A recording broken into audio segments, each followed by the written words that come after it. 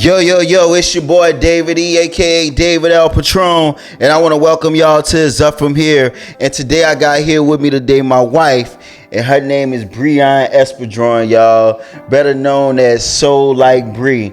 Bree, can you kind of tell them an insight of what you do and exactly who you are?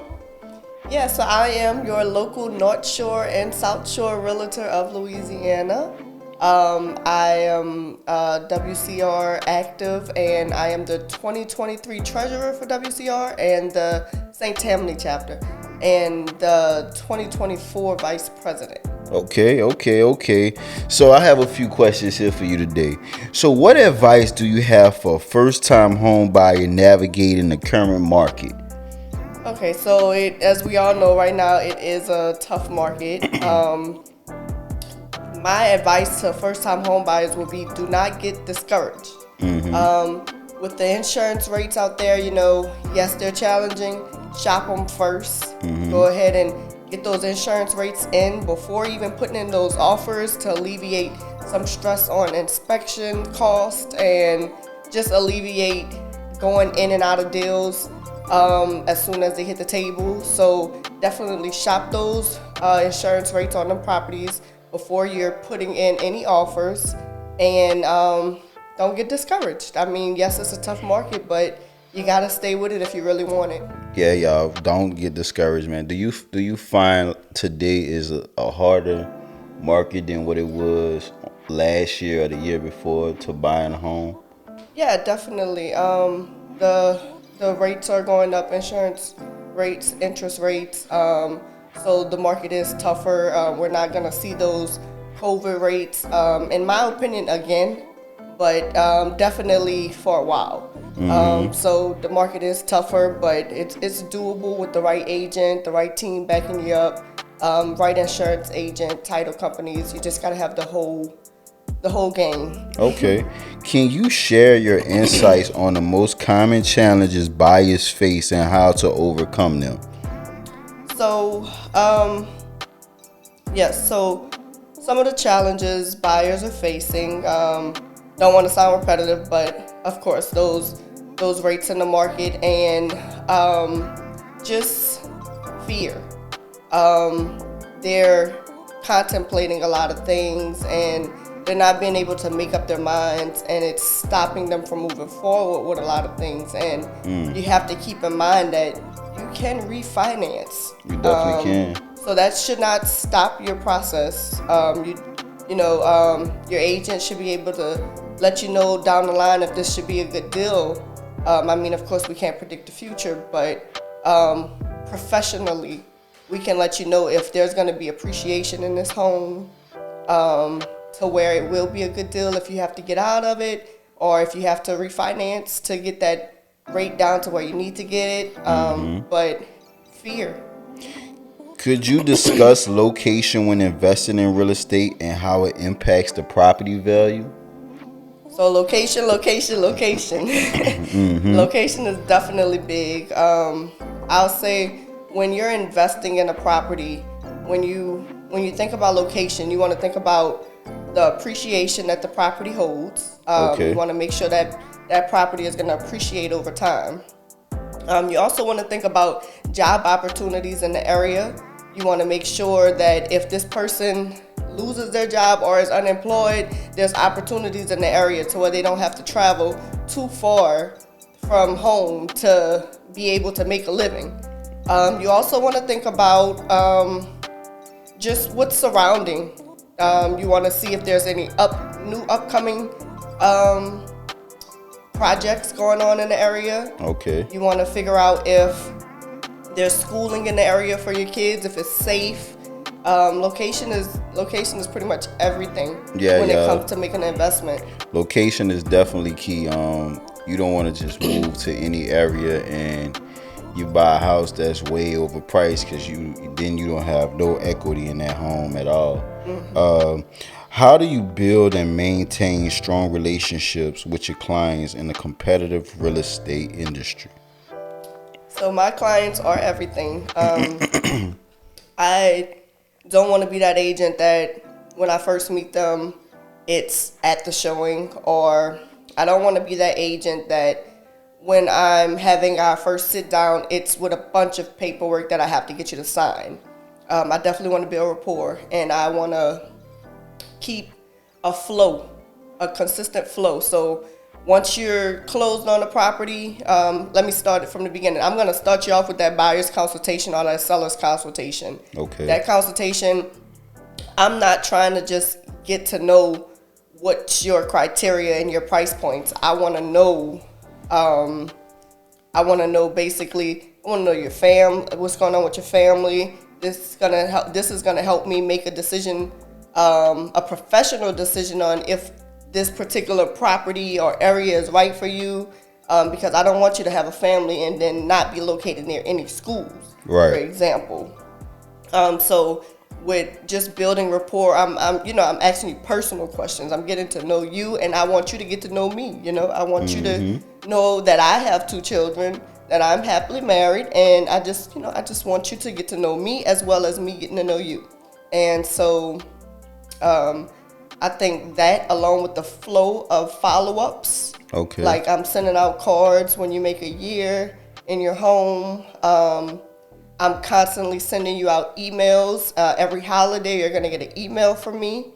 I want to do reports with you to let you know how your home is. Like, you've been in your home for a year. You need to know what that home is now worth. I'm not trying to talk to you only when I'm trying to sell you on something, I need to keep that relationship going. Exactly. Could you discuss the role of negotiation in a real estate deal and share some effective strategies?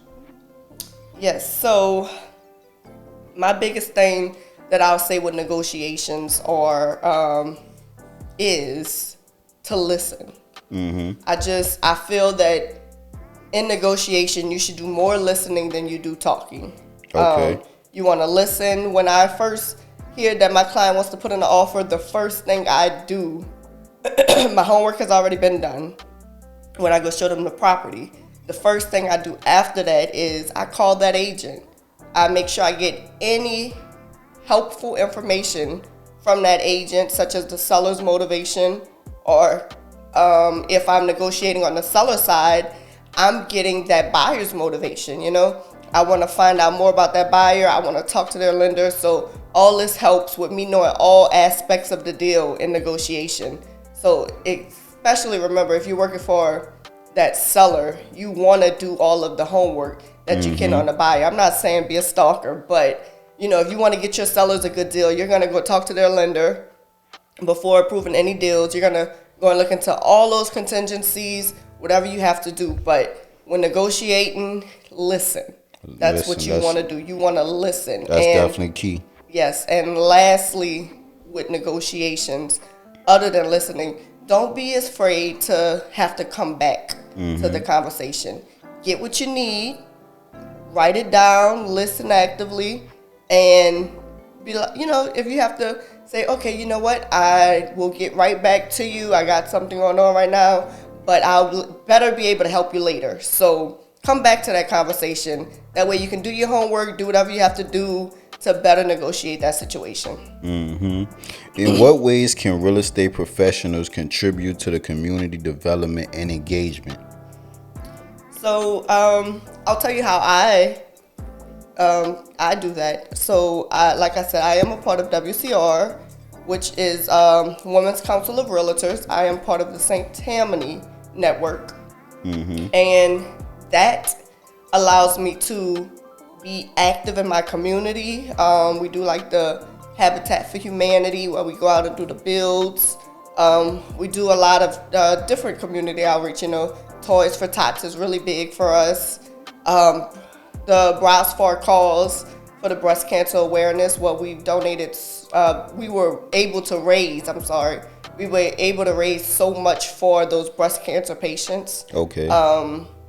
And another big thing I would say is talk to your brokerage before you sign on, or even if you've already signed on, see what it is that they do that can help you to be a part of the community. The brokerage I'm currently a part of, we do food drives around Christmas. We do the angel tree. So you pick an angel, which is a child from an orphanage, and you get them a Christmas gift based off of what they filled out for what they want. So, yeah, that's another big thing. And also, go to those HOA meetings. The HOA meetings, whether it's your HOA meeting or another one, just to be a part of some of these other neighborhoods and communities and get to learn a little bit about what's going on. They usually like to get a local councilman or something to come to those to speak and just give updates. So Okay. those are very good as well. Okay. So y'all listen. This is my wife. If people want to get in contact with you, what do they have to do? And do they have to send you an email? Can you give them a little bit of information? Yeah, so my email is bespadron, ESPADRON, at ladderbloom.com. You can reach me on Instagram, sold_like_Bree. I'm also on TikTok, sold_like_Bree_experience. And yeah, other than that, I'm always available. Reach out to me if I don't get back to you. If I don't answer the phone right away, I get back to you right away. So Yeah, y'all make sure y'all contact my wife, especially if you're a first-time home buyer and you're looking for somebody that's willing to put their time and their effort in to helping you buy that first home. Also, we have our own separate podcast outside of It's Up From Here, and it's going to be the Invested in We podcast. And we're going to kind of talk a little bit more about, you know, business and family and love and marriage. You know, that's going to be a little bit different. I don't know if you want to tell them how that's going to look. yeah, I mean, it's basically just us showing how we do family things and business things, and we invest our time, energy, money in ourselves, like in our family, in our marriage, in our business. And we just here to talk to you about the real. Exactly, y'all. So make sure y'all tune into that.